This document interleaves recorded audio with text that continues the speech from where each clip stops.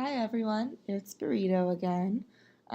Today I'm going to walk you through our grief and mourning or our grief, loss, and our response workshop.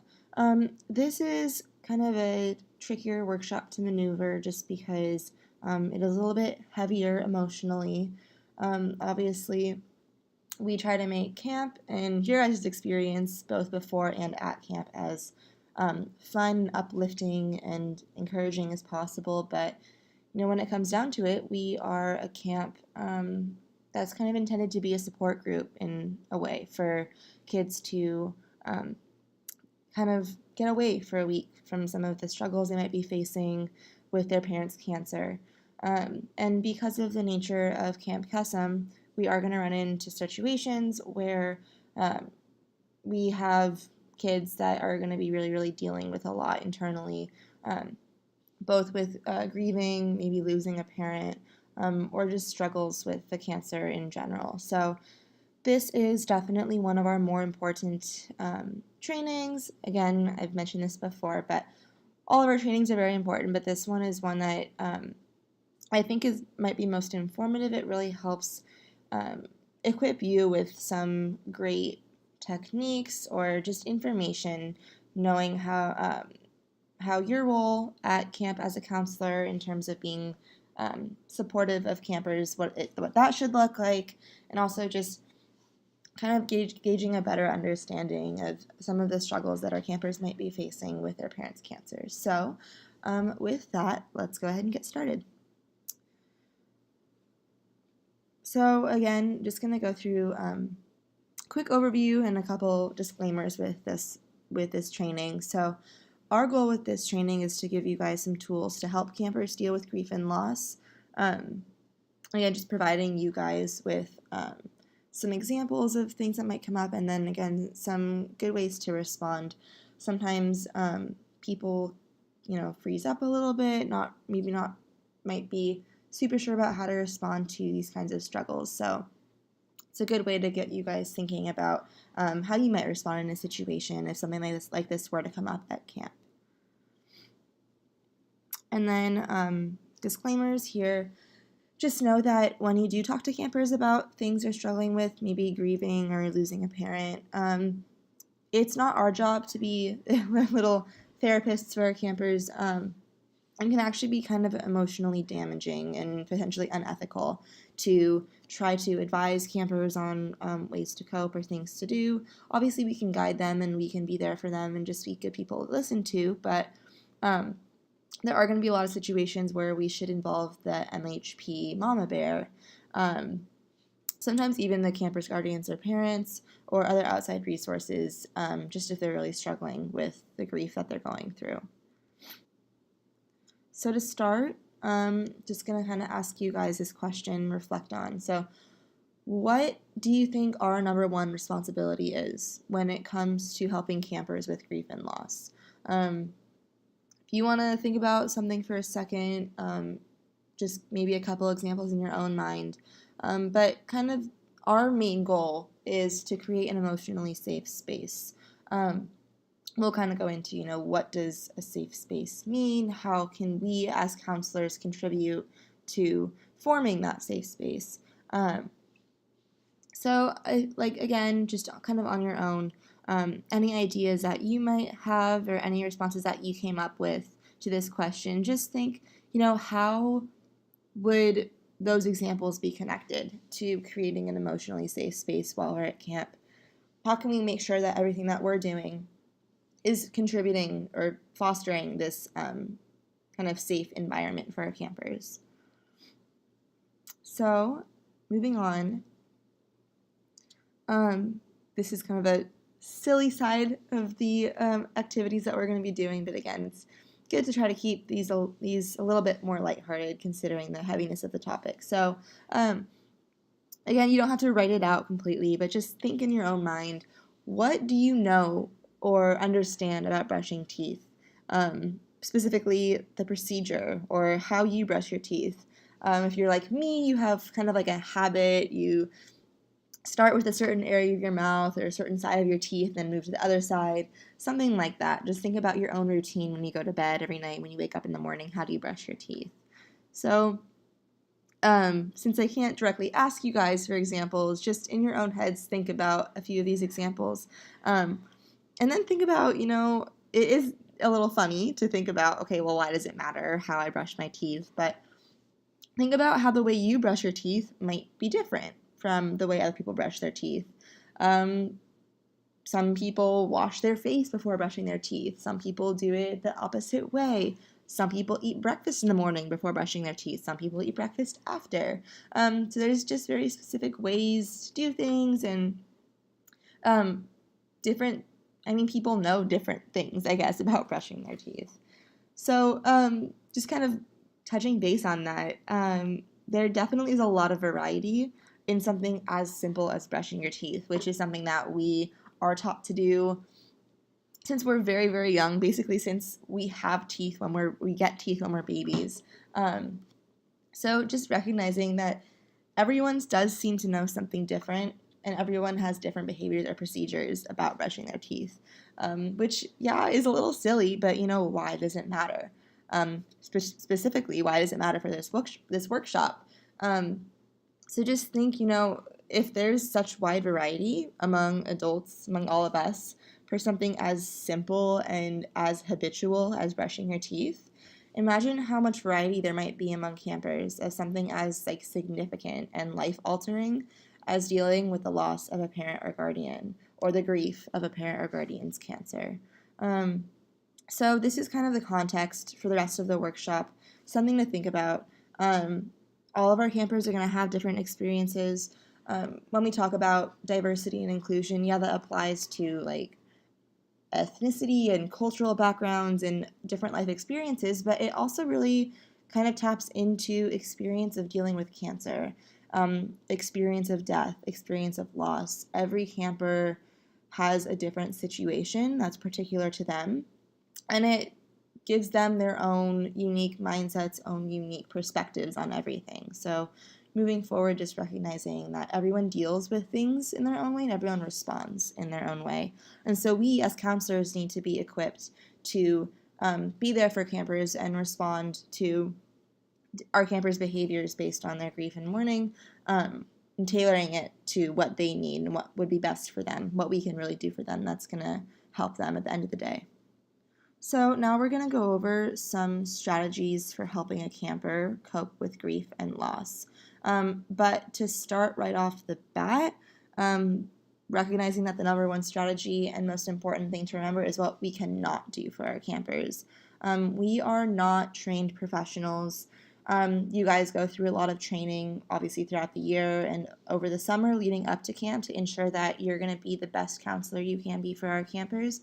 But that doesn't mean that you are equipped with the information or the tactics to help campers directly out of this.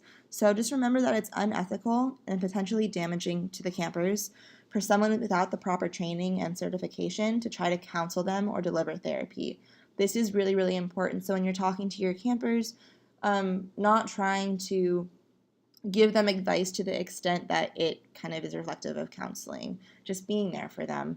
But kind of following that, remember that if someone is seeking help, you can talk to them. Don't shut them out. Don't say, well, I don't have the training so I can't help you. Definitely don't do that. Let them know that you're there for them, you're there to listen. But it's useful after that to find a mental health professional and camp advisor for advice on next steps. And if someone says anything about hurting themselves or wanting to hurt others, immediately find the mental health professional and the camp advisor. This needs to happen then and there, because I mentioned this in a previous training, but we are mandatory reporters. If we hear something that makes us concerned about the well-being of our campers in any way, shape, or form, we need to tell someone immediately. And this is just to keep everyone safe at camp. This is both not only to protect ourselves, but our campers mean the world to us, to protect our campers and make sure that they're going to be okay. So this is what we can't do, or what we shouldn't do. So what should we do? I'm going to go over 3 tasks that kind of tap into things that our campers might be wanting to get out of an experience at camp, particular to dealing with some grief or loss that they might be experiencing while they're at camp. So these are the 3 tasks. They're taken from A Tiny Boat at Sea by Izetta Smith. I think that's how you say her name. The first is the thinking task. This taps into that campers want to understand what has happened. A lot of times, this is just kind of so overwhelming that it's really hard to grasp or comprehend what's happening. It's emotionally distressful. It disrupts a lot of aspects of their lives. So trying to grapple with what's really going on is important to our campers. The next is the emotional task. This, follows the thinking task. Once they kind of understand maybe more what's going on, they might want to express how they feel. Again, it's very, very distressing and confusing emotionally, so if all those emotions are building up, it's important for them to be able to talk about how they're feeling, about what's going on in their lives right now is making them feel. And then finally, the growing task. After dealing with something like this, something that's pretty traumatic and really difficult to undergo, especially as a kid, they kind of, at the end of the day, still want to live fully and normally. Dealing with cancer is something that is very life-altering, especially when you're a kid, but that doesn't mean that they don't deserve to still have a full and normal life. If anything, we want to help them, build them back up to enable them to return to a full and normal life. That's the end goal. We don't want this to be something that, obviously it affects them, but we don't want it to be something that's so constantly negative. We want to help them develop the coping skills and come out of the end with something positive. And, if you look at something like Camp Kesem, obviously something very, very positive from something negative like cancer. So that's why we're here. We're here to help them attain these goals. So first we're going to talk about the thinking task, which is understanding what happened. Remember that every camper will be in a different place when it comes to understanding what has happened or is currently happening to their parent or guardian. Talked about this a little bit in the basic cancer education training, how, based on a variety of factors, our campers understand what's going on or what cancer is or treatment, things like that to different extents.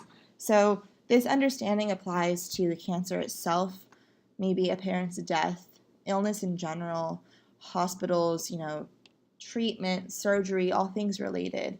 And this understanding of all these things can be affected by factors like age.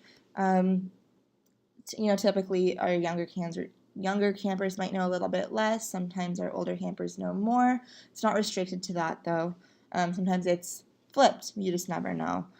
Siblings. So, a lot of times if you do have an older sibling that understands a little bit more, this might influence our younger campers' understanding. Social support. Having that support around you can sometimes be helpful for understanding what's going on. You have people in your immediate circle that are there to support you through coming to terms with that understanding. Similar to that is school. Again, parents' willingness to share.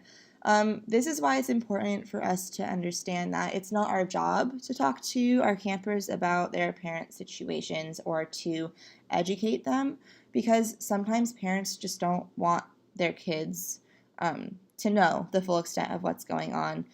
We're there for our campers and we're there for our camper families all the time, of course.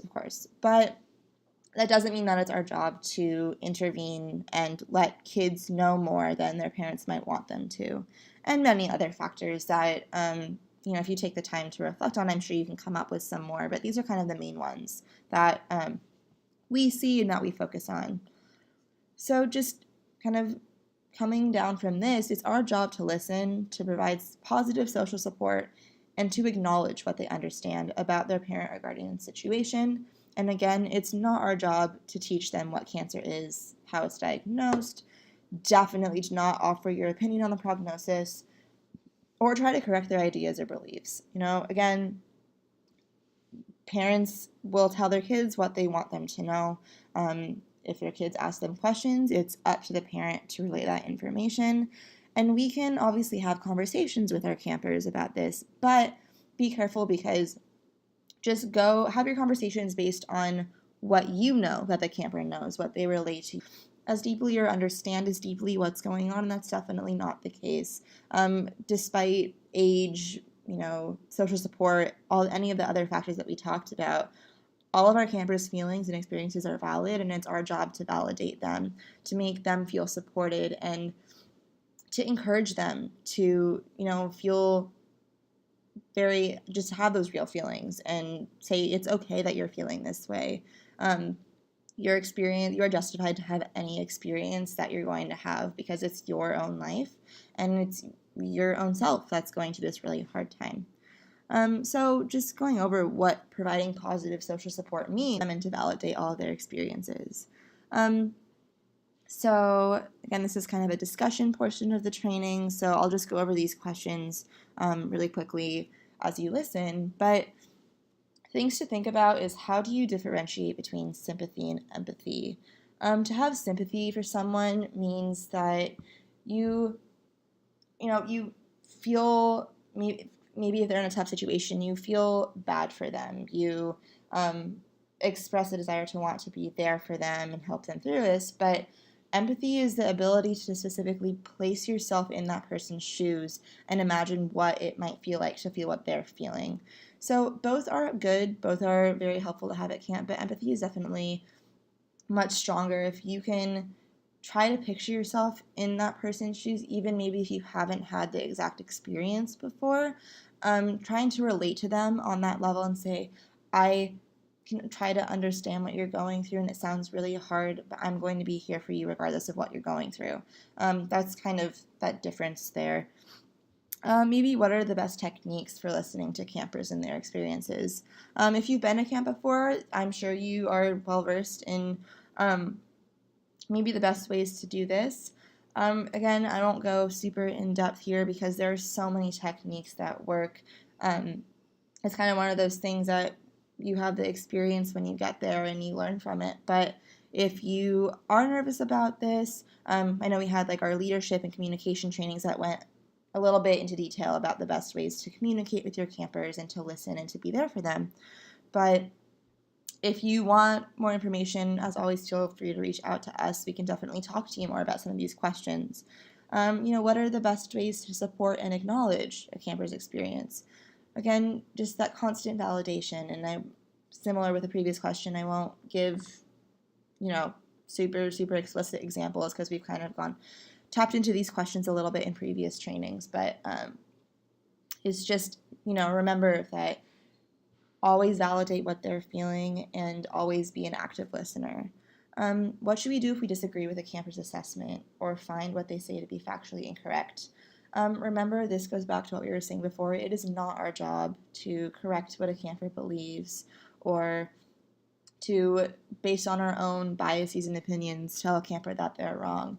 If you do something like that, it will invalidate them and it will make them feel like what they're experiencing or what they think isn't correct, and that's the opposite of what we want out of all of this for our campers. So just remember that it's our job to listen. It's our job to be as supportive as possible, and following these techniques, you guys will definitely be able to achieve that with your campers. So the emotional task, again, it's that campers want to express how they feel. So I'm going to go into that now. Campers typically use 3 ways to show how they're feeling. They might use words, they might use play, and then they might use other types of behaviors. So with words, some kids are expressive and some are not. You might have a camper that is so shy, so quiet, doesn't really talk. So if they're not really saying much, then how are you going to know that they're grieving? Again, you may have some campers that talk your ear off, they're super, super chatty, and then others may not say a word about cancer or grief. All are completely normal reactions. Everyone reacts to these situations differently, and we validate every single one of those reactions. some techniques for creating a safe space for kids to express their feelings. Sometimes kids truly are just shy, and so they don't really feel comfortable or maybe even want to talk about it. But sometimes they just don't really feel like they have that place or they can talk about it and might actually want to. So if we can do our best to create that safe space, it might encourage kids to express what they're feeling a little bit more. So always listen carefully without judgment or criticism. Remember, again, it's not our job. It's not in our role to be there to judge them or criticize what they think, how they're feeling. Cabin chat, the empowerment ceremony, and other quote unquote times to talk. This is kind of really for us. This is a really, really, really key. These are really key moments for us. Cabin chat can go anywhere from being super light-hearted questions to some really deep conversations. And regardless, it's a safe space. We'll say this to our campers when we get to camp, but this is a safe space for you to talk about whatever's on your mind, the experiences you've had. We're all here for you, and we all support you no matter what you feel like you want to talk about. The empowerment ceremony, which if you are new to camp this year and you haven't experienced yet, empowerment is, and we have a training on this too, but empowerment is a day basically, but specifically a ceremony dedicated to campers being able to talk about their experience specifically with their parents' cancer. Some of the things that they struggled with, we have a lot of really, really uplifting, empowering, hence the name empowerment ceremony, very empowering activity. That's an opportunity for you to create a safe space for campers to talk about their feelings, or really any other time during transitions. When we have feed on bedtime, which is a break that our campers get to just go back to your cabins, relax for a little bit. Encourage any free time if you feel like your campers might need it. Encourage that to be a time for safe space and being able to talk about their feelings. Take or make time to listen and follow up with campers about non-grief related things. This can be really important for campers that are kind of wary about talking about their feelings or just talking in general, opening up to people, especially if they're new to camp. They might be a little nervous, haven't experienced everything before. So by showing them that for just very generic things, you're going to be there for them, you're there to hear them out, you're always going to listen, always want to follow up with them, it'll build that trusting relationship between you and that camper. And later on in camp, it might give them, give them that good feeling about coming to you about some more grief-related things. And developing that relationship is something that's really special, and that I know all of you will get to experience at camp, but it's really, really a wonderful thing to have that kind of trust between you and someone else. Avoid statements like, I understand and I know, because you kind of don't. And I don't mean that to come across as harshly, but since everyone at camp has a different experience, I know some of us counselors have directly had an experience with the parents' cancer. Some of us have lost parents. Thank you for sharing that with me. By framing it in that way, it makes them feel really good about opening up to someone and gives them that great outlet.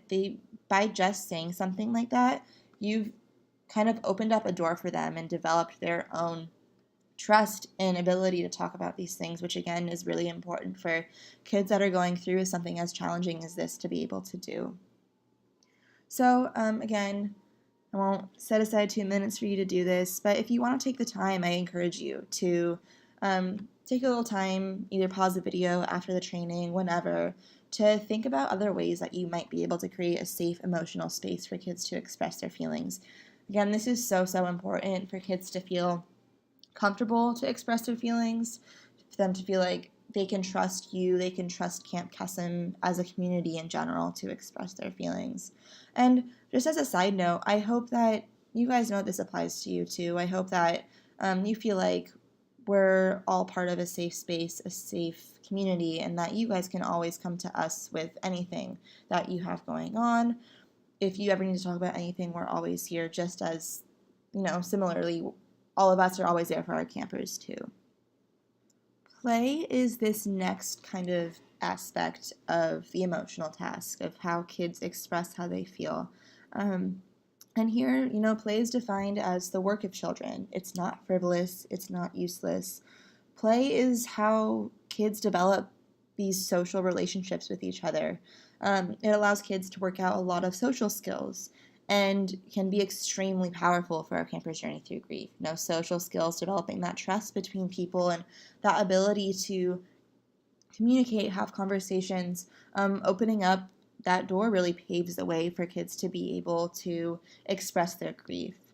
So, play not only helps with, journeying through, maneuvering your own experience with grief, but it helps kids learn things like leadership, communication, social boundaries, negotiation, self expression, responsibility, and sportsmanship, as well as making friendships. And this last aspect, making friendships, is one of the most vital components for us at camp. We are there for our campers, but if you're, your standard college student, you're only around for 4 years and then you graduate and you go start, your big adult life. So really for us to be able to facilitate friendships between campers, those are going to last a lifetime. Those are going to be friendships, where campers understand, wow, I have this great person who is my age, who is experiencing some similar things that I'm going through. I can really go to them and they'll really be there for me for the rest of my life. And that's really special. And that personally is one of my favorite things about Camp Kesem and what Camp Kesem does for our campers. So, thinking about how our activities at camp encourage or might encourage these ideas. And one example that I can come up with off the top of my head from camp last year was towards the end of camp, we play flag football. So, how might something like leadership, communication, social boundaries, negotiation, self expression, responsibility, sportsmanship, making friendships play into an activity like that we might do at camp? Communication. We had a whole training on communication, but using nonverbal cues or things like very clearly expressing yourself to work well with teammates. Social boundaries, playing touch, not tackle football, something as simple as that. Knowing, how close you should be to someone, how far you should be with someone, things that you can and can't say. Things like sportsmanship, being a good sport if your team loses and being a very humble winner if your team wins. Things like that. And then, with any activity, really making friendships. All the activities we do at camp are, whether it's with your cabin alone or with everyone, you're working with people, you're working with, campers are working with other campers and other counselors, and just that interaction with other people really helps facilitate making friendships. So really any activity that we do at camp is going to help with building these skills that might, regardless of who the kid is, help them in life in general, but also, help them deal with some grief that they might be experiencing while at camp. And these are activities that we choose because they do facilitate these social relationships, these friendships. Again, things like cabin chat or empowerment, where kids can really open up and have deep conversations with one another, makes those bonds that much stronger. So, again, just looking at these skills and then as well the ability to connect these skills to the activities that we do at camp. So what you'll want to do, and this is part of the activity for the workshop, but what you'll want to do maybe at camp too is just reflect either during or if you're observing campers do an activity or maybe after you participate in an activity, what is like one of these skills that this activity helped foster in our campers? How can I help promote some of those same skills outside of the activity just in my role as a counselor? So moving on to the next aspect, the kind of third things that kids will do. This goes back to the emotional task and kids expressing how they feel. The third kind of aspect of this is behavior. So we can learn a lot from kids by observing what they do. And this is aside from the other two things that we talked about, which is play and words. So moving on to this handout, we're going to kind of walk through the typical behaviors that we might see at camp that should really kind of point A big red arrow as a way to indicate that there might be something underlying going on. Maybe this kid is struggling with some sort of grief or loss, and they're expressing their feelings through this particular behavior.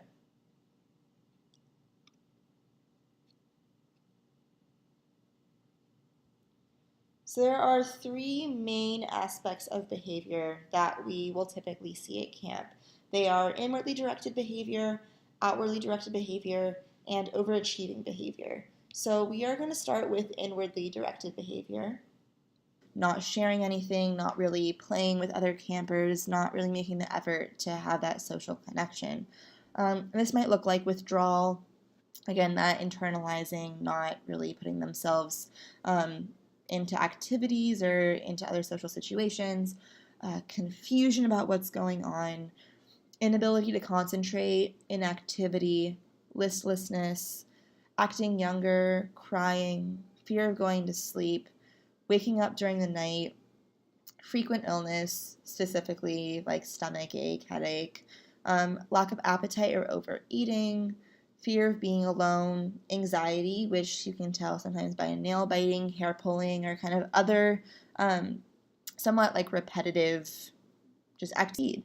So just pulling a quick example from our homesickness workshop, if you notice that a camper is really, really great at some sort of activity, you know that they'll succeed if they participate in that activity. So what you could do is make them a leader of the activity, have them teach the rest of the cabin how to do something.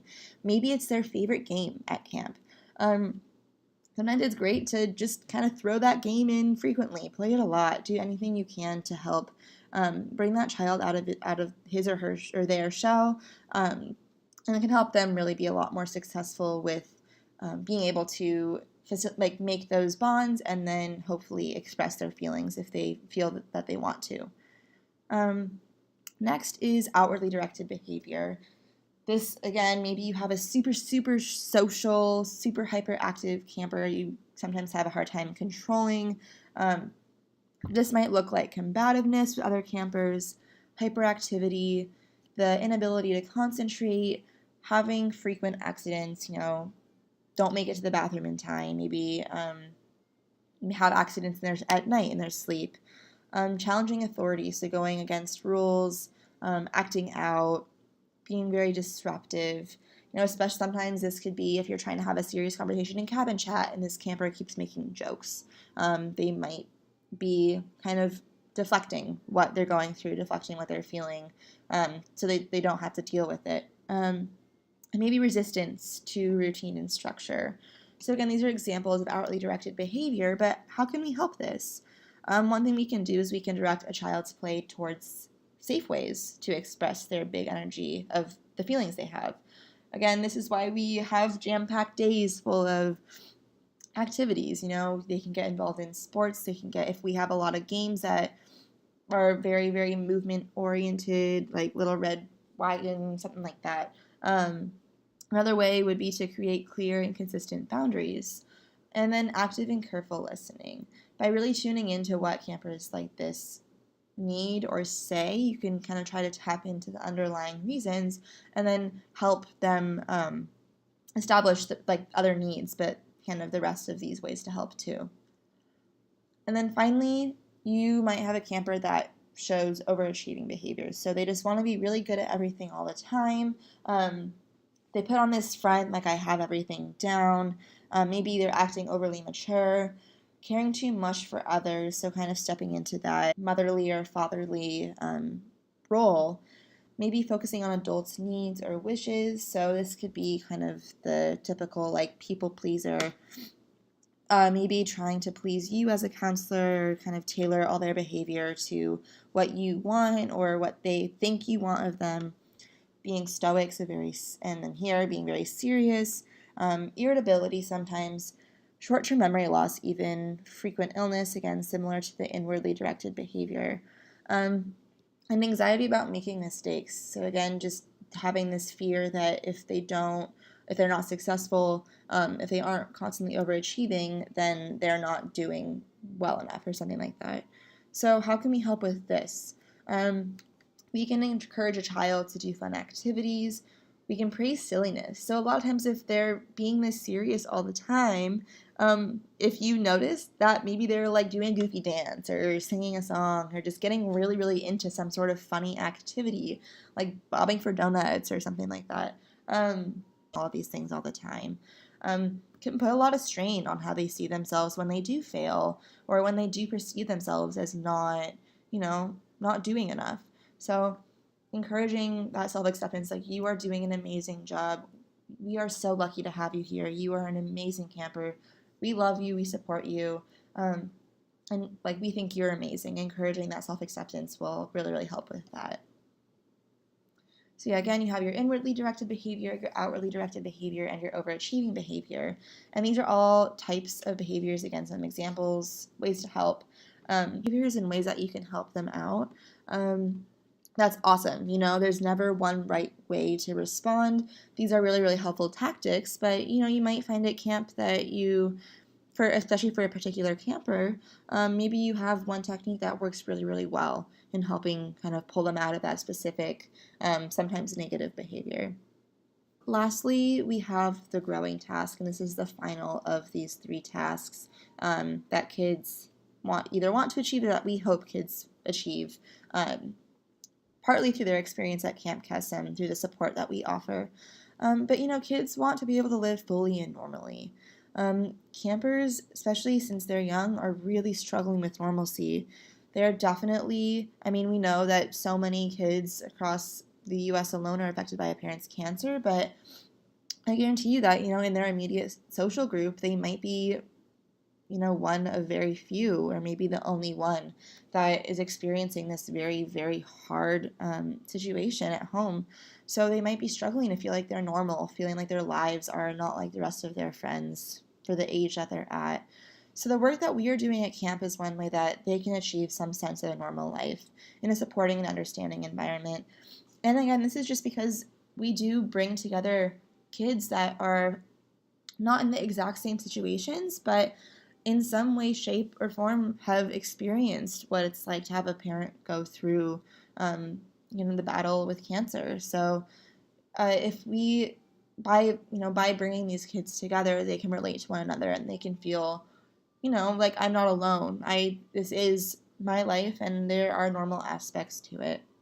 And again, just having that understanding between us and our campers, and then between campers themselves too, is a really kind of beautiful thing. So just kind of reflect on your own.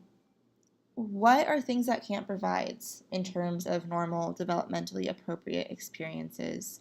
Again, since we don't really have the opportunity here to discuss thoroughly, here are some things that we do have at camp that provide this experience for our campers. Making friends, trying new things, showing initiative, doing something you are not good at. Can be challenging for a lot of people, especially campers that are going through this and maybe have some doubts about, what's going on in their lives right now. Showing them that, it's okay to have some setbacks, but it just helps you grow as a person is important. Connecting with people that are different and being inclusive. These are all great skills that, I think we all develop as counselors, and then even if, for people that aren't counselors, throughout your life, hopefully, you can develop these because they're important to have. But these are some of the skills that we try to facilitate at camp that can help kind of normalize a little bit their own perception of what they're going through and say, hey, despite these really difficult challenges I'm having at home, going on with my family, maybe making it harder for me to feel like I fit in socially, I can still do these things and I can still be a part of that, normal aspect of growing up, normal part of, what other kids my age go through. So just to kind of moving based on this, again, looking back at some of the activities we do at camp, and the experiences that kids have that can help them gain a sense of normalcy and help them develop and grow. Some of the activities that we do at camp, what ones tap into some of these things. And really all of them do. Again, to kind of we can take the same examples that we talked about earlier. So things like a gaga ball. You have to, it's something as small as this, but you have to walk up to the ball and hit it to participate. This shows initiative. Maybe you're not good at gaga ball. Maybe you're doing arts and crafts and you're really not good in arts and crafts, but your cabin's going there, unit's going there, and it's a required activity. It pushes kids to do something they're not good at. Being inclusive. This can really, really be seen, all throughout camp because we always include everyone and everything, but especially in the empowerment ceremony, kind of fostering this very inclusive, uplifting, supportive environment for our campers. And then making friends. I think all of our activities all throughout camp really foster this sense of social connection and friendship between our campers. So again, you can think of endless more activities that tap into these skills or kind of aspects of what we do at camp to help our campers feel like their lives are a bit more normal, at least for the week that they're at camp, but hopefully, moving forward too. Okay, so just to close up this workshop, I know it's hard to think about grief and loss, especially for our campers. It's heartbreaking to think that they have to go through stuff like this. But the three most important parts of this workshop, and again, I've kind of mentioned this, but arguably all training, this applies to grief and loss and, campers dealing with a parent's cancer or death, but really anytime at camp, regardless of the situation, the best thing that we can do is we can be there, we can listen actively, be supportive, be encouraging, be, uplifting. And then when it feels like there's not much more that we can do for our campers, involve the MHP. An amazing resource. She has, the skills and the resources to help our campers more than we can. So if it gets to a point where you can tell our camper is really struggling and we just want to make sure they're going to be okay at the end of the day, involving Mama Bear is a really, really great thing that we can do. So I do want to actually do this activity with you guys. It's not as interactive, so you can take the time to do it yourself. But what I want you to do is just close your eyes for a few seconds. Take a few deep breaths. After waiting a few seconds, think about this. Think about a time that you felt safe, loved, and happy.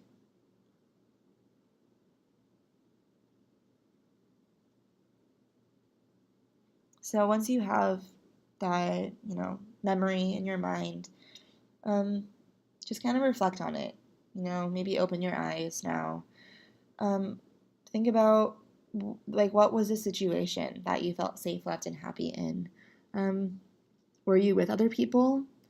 Were you outside, inside? Were you doing something you liked to do? Were you having fun? These are pretty frequent aspects of a situation where we feel safe, loved, and happy. We're human beings. We love human connection and friendships and love and support. Those are all normal things that will make us feel safe, loved, and happy in any situation. So just on an end note, remember that just by being at camp, we're creating the perfect atmosphere for campers and staff alike to create memories like this where we can feel safe, loved, and happy. You'll talk to campers or counselors and campers that have been to camp before and will say, this was one of the best weeks of my life. And this is because just the nature of Camp Custom, that loving, supportive environment is really, I keep saying it's a beautiful thing, but it really is just the fact that we can all come together despite this really kind of negative, sad, troubling thing that we call cancer that affects way too many people, and pull something beautiful and really positive out of it. So just by having camp, just by you guys, out of, the love and kindness of your own hearts, being willing to volunteer at camp and be there for our campers as counselors, that might be the best thing that we can do to help grief and loss. So I just want to end this workshop on, again, thank you for taking the time to listen to me. I hope you're not getting too tired of my voice by now. But again, thank you for just taking the time to come and volunteer for us at camp. It means a lot, and we love to have you, and we're really excited to go to camp very shortly. So that is all. Don't forget to take the quiz that's associated with this workshop in order to complete the training once you're done watching this video. Again, as always, if you have any questions, never ever hesitate to reach out for us. We're always here for you guys. Sending you all my love, and I will see you guys soon. Bye.